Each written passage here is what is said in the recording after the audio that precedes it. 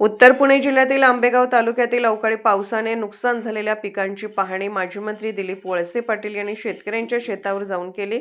यावेळी कृषी व महसूल विभागाला त्वरित पंचनामे करून शासनाला अहवाल सादर करण्याच्या सूचना वळसे पाटील यांनी दिल्या व लवकरात लवकर शेतकऱ्यांना मदत मिळवून देण्यासाठी प्रयत्न करणार असल्याचे वळसे पाटील यांनी सांगितले।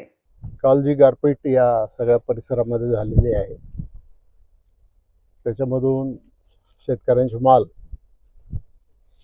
पूर्णपणानं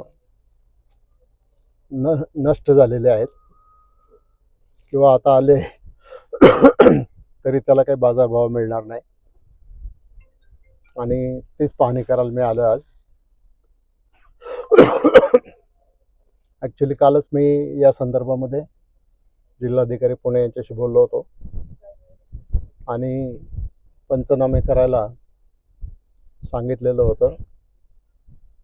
आज तहसीलदार, BDO, शेती विभागाचे अधिकारी, बाकीच्या सगळ्या विभागाचे अधिकारी या ठिकाणी उपस्थित आहेत।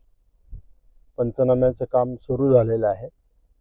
नुकसान भरपाईचा अंदाज घेतील आणि त्याच्यामधून मग जिल्हाधिकारी, कमिशनरच्या माध्यमातून राज्य सरकारकडे प्रस्ताव जाईल आणि त्याच्यामधून मग शेतकऱ्यांना जी काही शासन ठरवेल त्याप्रमाणे त्याच्यामध्ये नुकसान भरपाई मिळवण्याचा आमचा प्रयत्न राहणार आहे। तर एक आपत्ती आहे, शेतकऱ्याला नेहमीच अशा आपत्तीला तोंड द्यावं लागतं, पण शेतकरी पुन्हा कष्टाने उभा राहतो। या सगळ्या शेतकऱ्यांना पुन्हा एकदा कष्टाने नव्यानं उभं करणं आवश्यक आहे। हे काम आम्ही करू।